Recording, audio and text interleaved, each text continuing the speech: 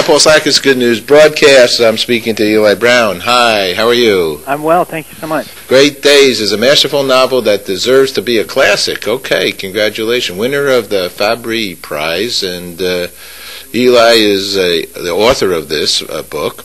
And it says, well, you tell us, what's the book about? It's about a young man who's being groomed for leadership in a cult compound in the Arizona desert. And it's about his disillusion, his escape, and his return to power.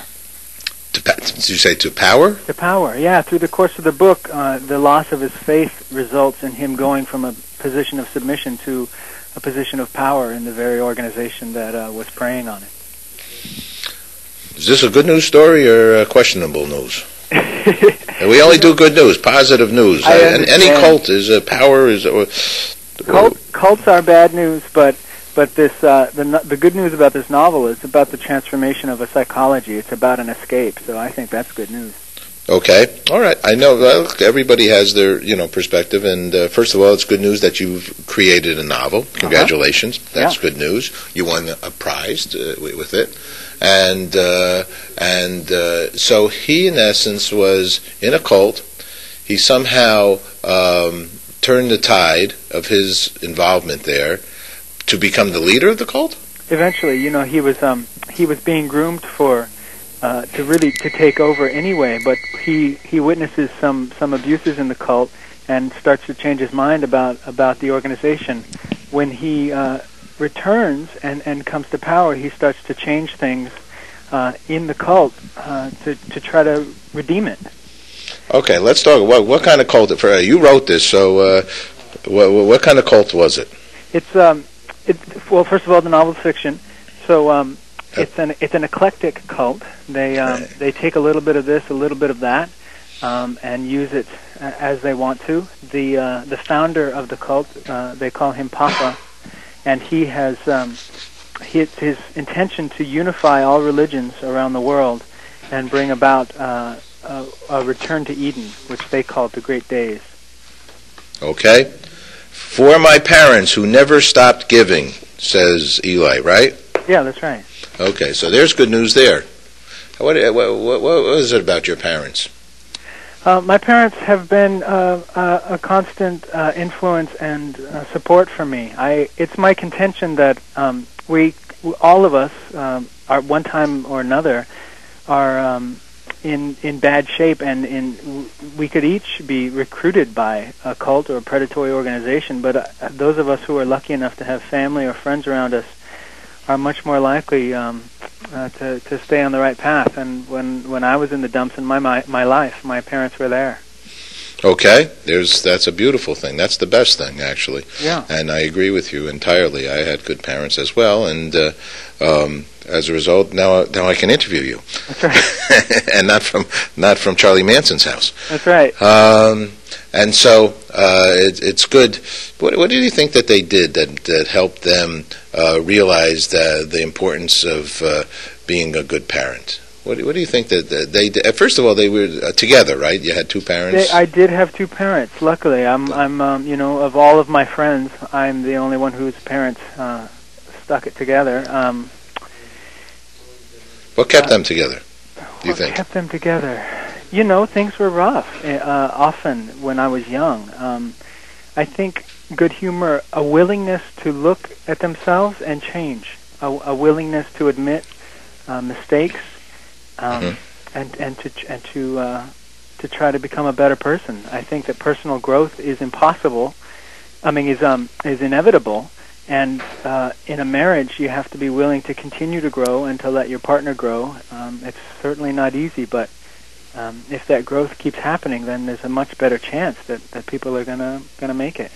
I remember my father-in-law saying to me, concessions. He said you have to make lots of concessions in a relationship. In essence, you don't always get your way. And I remember a marriage counselor saying to us that someone has to be the adult. Because it isn't easy to have relationships. I mean, what in your book did this gentleman do, in essence, the relationships that, in essence, started to gain his, trust with the people around him enough to get him from one spot to another.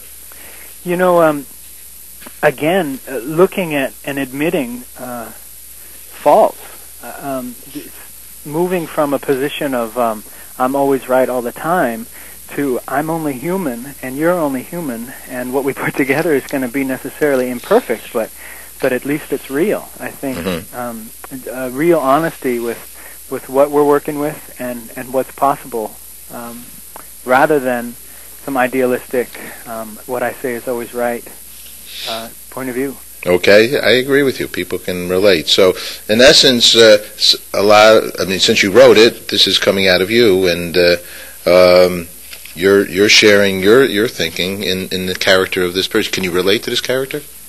I can. He's not me. It's not autobiographical, but I can certainly relate to him.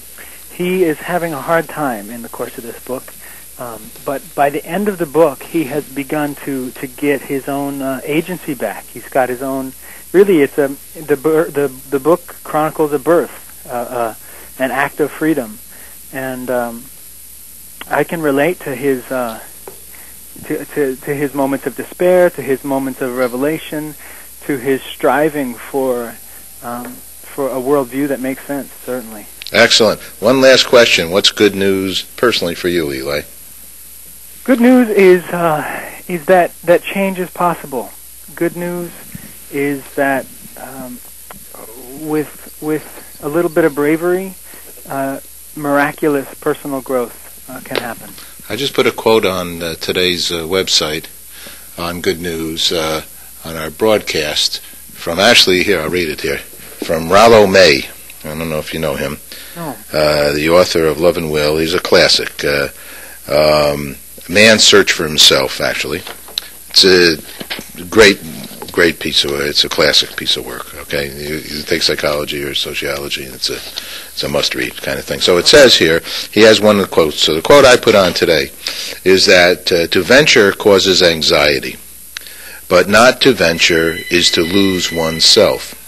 Then it says, and to venture in the highest sense is precisely to become conscious of oneself. I don't know if that applies, but I somehow felt it did.